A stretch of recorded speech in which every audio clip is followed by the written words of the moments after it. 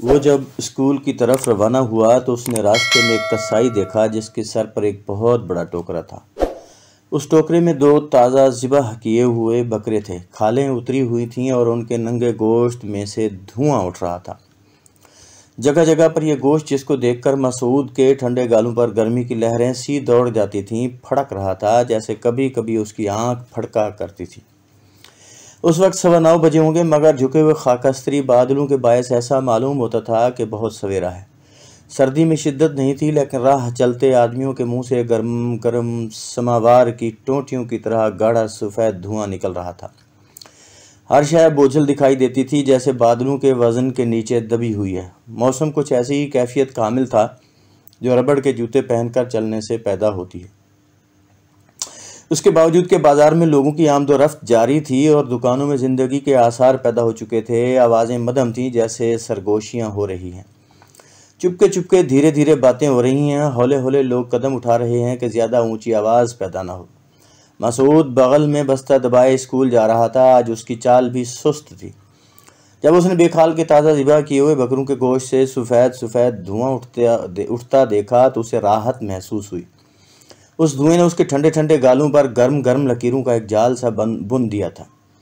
इस गर्मी ने उसे राहत पहुंचाई और वो सोचने लगा कि सर्दियों में ठंडे यख हाथों पर बैद खाने के बाद अगर ये धुआं मिल जाया करे तो कितना अच्छा हो। फ़ज़ा में उजलापन नहीं था, रोशनी थी, मगर धुंधली कोहर की एक पतली सी ताय हर शय पर चढ़ी हुई थी, जैसे फ़ज़ा में गदलापन पैदा हो गया था। यह गदलापन आंखों को अच्छा मालूम होता था, इसलिए कि नज़र आने वाली चीज़ों की नोक पलक कुछ मदम पड़ गई थी। मसूद जब स्कूल पहुंचा तो उसे अपने साथियों से यह मालूम करके कतई तौर पर खुशी न हुई कि स्कूल सक्तर साहब की मौत के बायस बंद कर दिया गया है। सब लड़के खुश थे, जिसका सबूत ये था कि वो अपने बस्ते एक जगह पर रख कर स्कूल के सेन में ऊट पटांग खेलों में मशगूल थे। कुछ छुट्टी का पता मालूम करते ही घर चले गए, कुछ आ रहे थे और कुछ नोटिस बोर्ड के पास जमा थे और बार बार एक ही इबारत पढ़ रहे थे। मसूद ने जब सुना कि सक्तर साहब मर गए हैं तो उसे बिल्कुल अफसोस ना हुआ।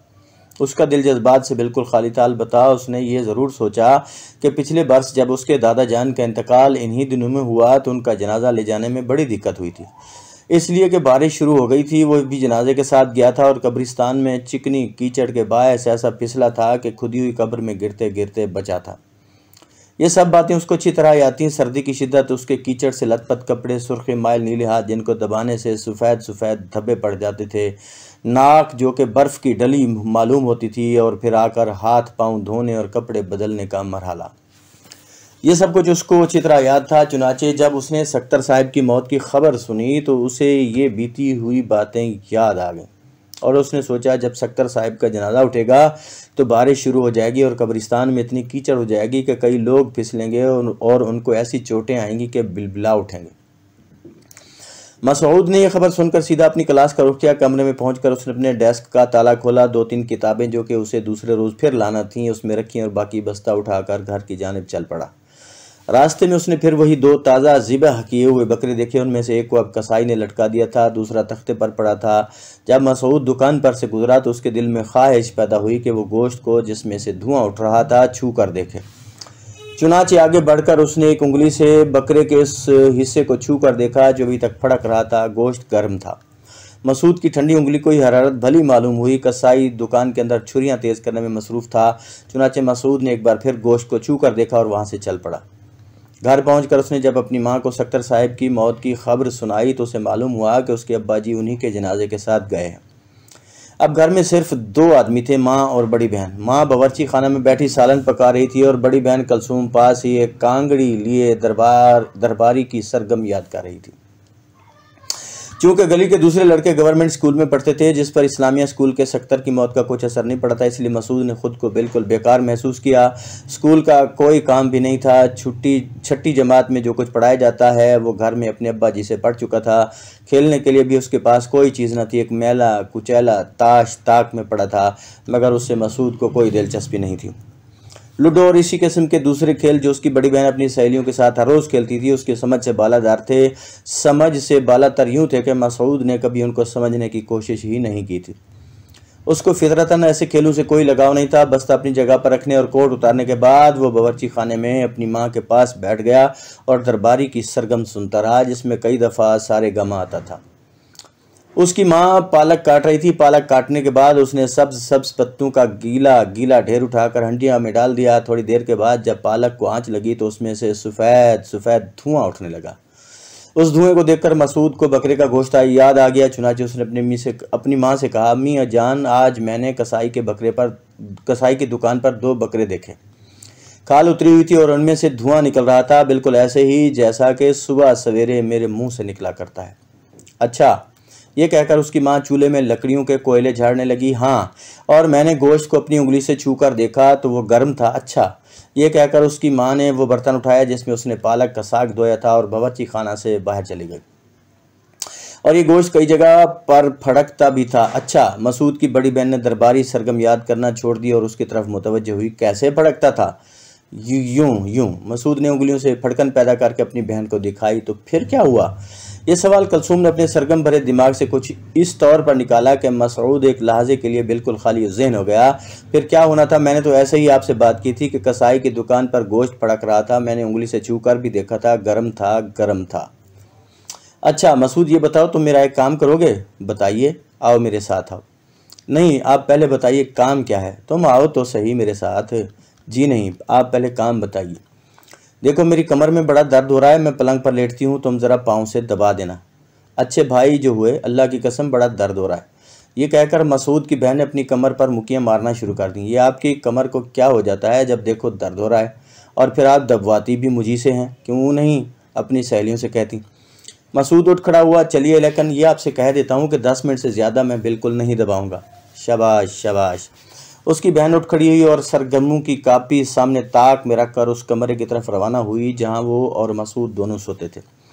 सेन में पहुंचकर उसने अपनी दुखती हुई कमर सीधी की और ऊपर आसमान की तरफ देखा। मुटियाले बादल झुके हुए थे। मसूद, आज जरूर बारिश होगी, ये कहकर उसने मसूद की तरफ देखा, मगर वो अंदर अपनी चारपाई पर लेटा था। जब कलसूम अपने पलंग पर ऊंधे मुंह लेट गई तो मसूद ने उठकर घड़ी में वक्त देखा। देखिए बाजी, 11 बजने में 10 मिनट बाकी हैं। मैं पूरे 11 बजे आपकी कमर दाबना छोड़ दूंगा। बहुत अच्छा, लेकिन तुम अब खुदा के लिए ज़्यादा नखरे ना बिगाड़ो। इधर मेरे पलंग पर आकर जल्दी कमर दबाओ, वरना याद रखो बड़े ज़ोर से कान ईंठूंगी।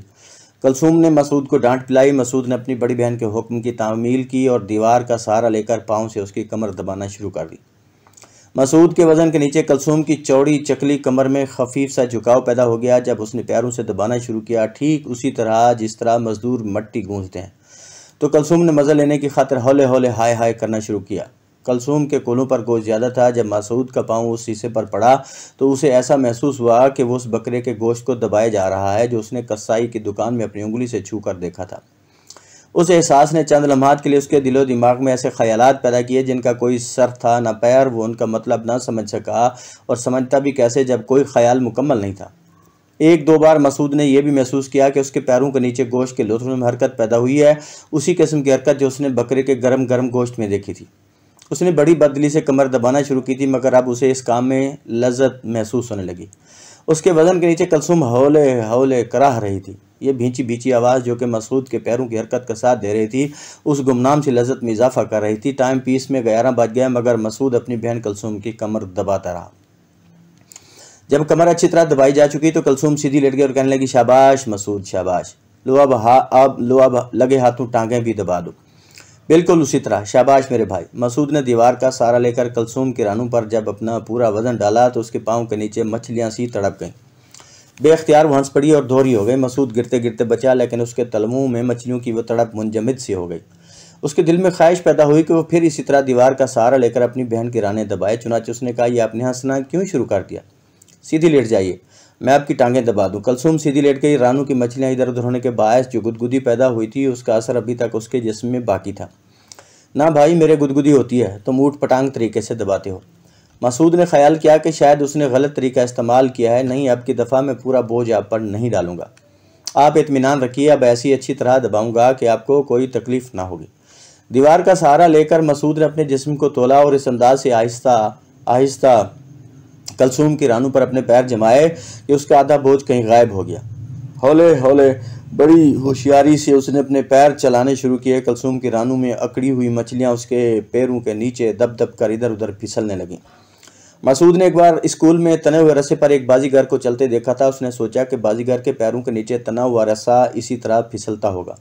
इससे पहले कई बार उसने अपनी बहन कलसूम की टांगें दबाई थी, मगर वो लज्जत के जो कि उसे अब महसूस हो रही थी पहले कभी महसूस नहीं हुई थी। बकरे के गरम गरम गोश्त का उसे बार बार ख्याल आता था। एक दो मरतबा उसने सोचा, कलसूम को अगर ज़िबा कर दिया जाए तो खाल उतर जाने पर क्या इसके गोश्त में से भी धुआं निकलेगा। लेकिन ऐसी बेहुदा बातें सोचने पर उसने अपने आप को मुजरिम महसूस किया और दिमाग को इस तरह साफ कर दिया जैसे वो स्लेट को स्पंज से साफ किया करता था।